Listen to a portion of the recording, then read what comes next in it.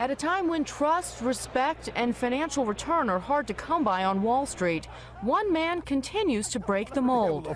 Hi, how are you? A $1,000 investment with Warren Buffett 50 years ago would give you over a $25 million return today.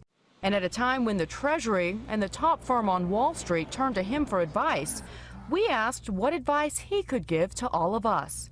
What are the three things that the average American can take away? If it's too good to be true, it usually is.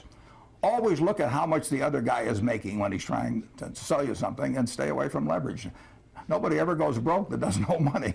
A long, long time ago, a friend of mine said to me about leverage, he said, you know, if you're smart, you don't need it, and if you're dumb, you've got no business using it. Buffett is famously known for his love of bridge, so we asked him, can the game make us rich? What aspect of your bridge game do you use in your investment strategy? Well, I'm not sure, but in bridge, everything anybody does or doesn't do, you're drawing inferences from, including your partner and your opponents. You're working with a partner. I mean, if you don't work well with partners, you're not going to have a winning bridge team over time.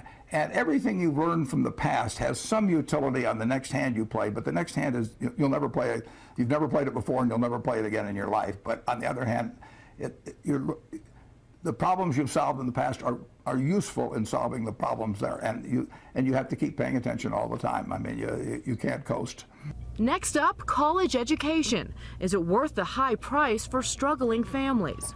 With regards to, again, the current economic times and strides that families are going through, do you think that it's as important for the American family to put their child through college and higher learning at this time? It depends on the person, but generally speaking, investing in yourself is the best thing you can do. Anything that improves your own talents. So nobody can take it away from you. They can run up huge deficits, and the dollar can become worth far less. You can have all kinds of things happen, but if you've got talent yourself and you've maximized your talent, you've got a terrific asset. And so that doesn't mean everybody should go to college, but it does mean that any way you find to improve. Communication skills are enormously important. I mean, I took a Dale Carnegie course that I paid $100 for, and it was worth a college degree. At least I thought it was.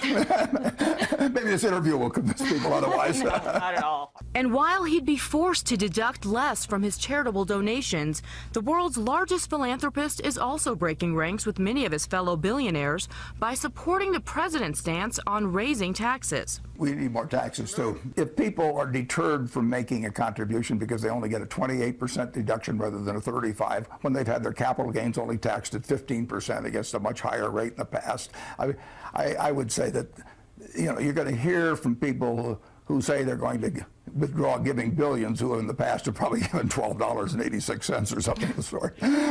So to you, this is it's semantics at this point. It's a red herring. For Good Morning America, Bianca Goladriga, Sun Valley, Idaho.